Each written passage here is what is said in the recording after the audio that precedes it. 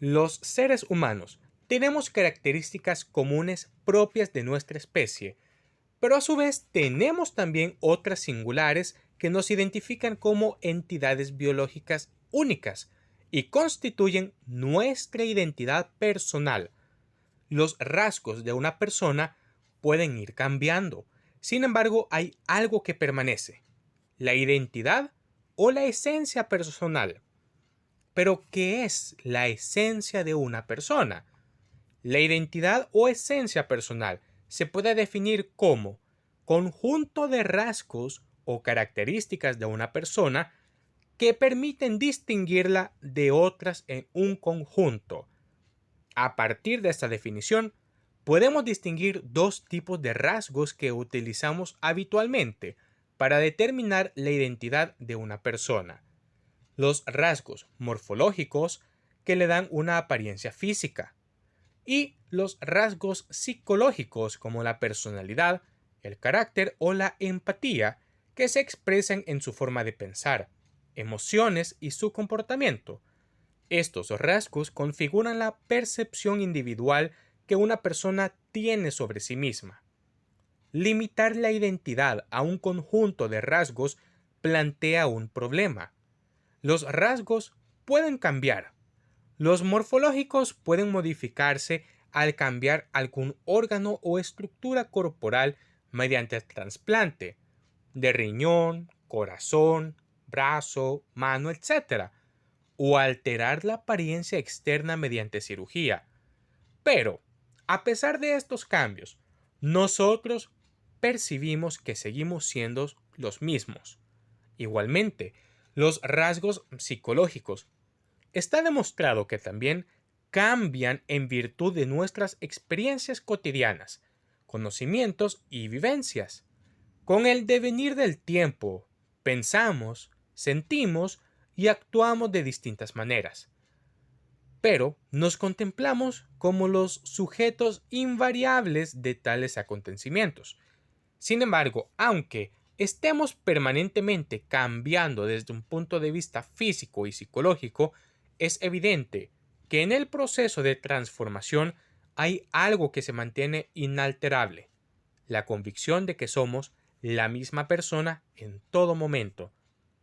Esta peculiaridad de la naturaleza del ser humano, resumida en la frase "todo en mí cambia, pero sigo siendo el mismo", obliga a plantearse la idea de que debe existir algo que no cambia, que es inmutable. Surge entonces la pregunta: ¿cuál es la naturaleza de ese algo distinto de los componentes físico-psicológicos que nos identifica como una persona única y permanece inmutable a lo largo de nuestra vida? Ese algo es lo que definimos como la esencia de la identidad personal, aquello que persiste independientemente de los cambios superficiales por los que atraviesa una persona. Atribuir la identidad a una serie de rasgos que se manifiestan al exterior puede servir desde un punto de vista práctico para individualizar a una persona y distinguirla de otras, pero no constituyen su esencia, ya que pueden cambiar con el tiempo. Sin prejuicios de los distintos enfoques posibles para abordar esta cuestión psicológica, filosófica, biologista, antropológica, etc.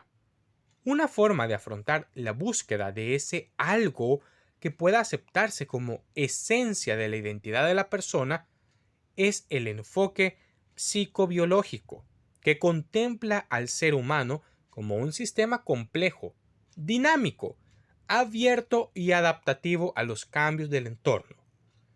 El enfoque psicobiológico de la identidad personal.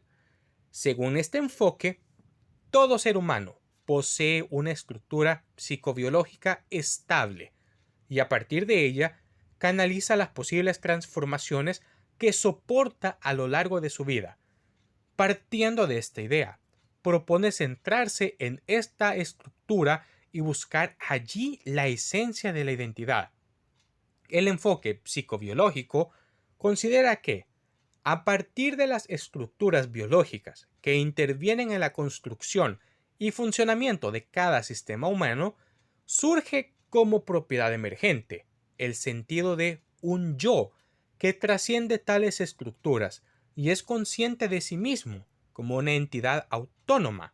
Sobre todo este aspecto, el filósofo británico Derek Parfit señala su perspectiva sobre la identidad en un experimento mental que se apoya en la teletransportación.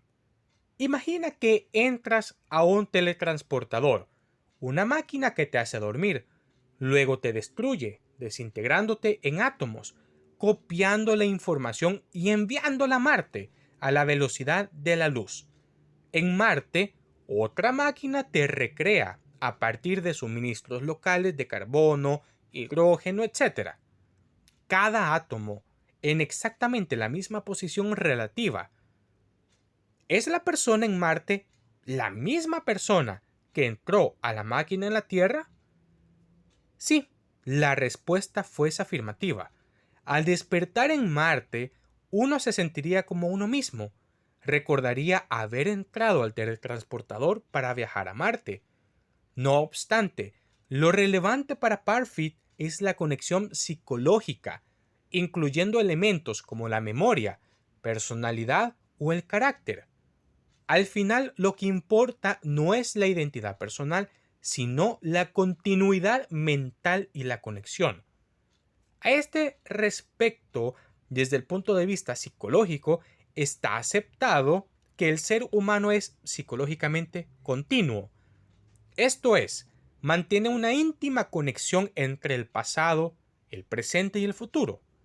En este mismo sentido, el neurocientífico Damasio afirma que el fundamento biológico del sentido del yo se halla en los mecanismos cerebrales que representan instante a instante la continuidad del mismo organismo.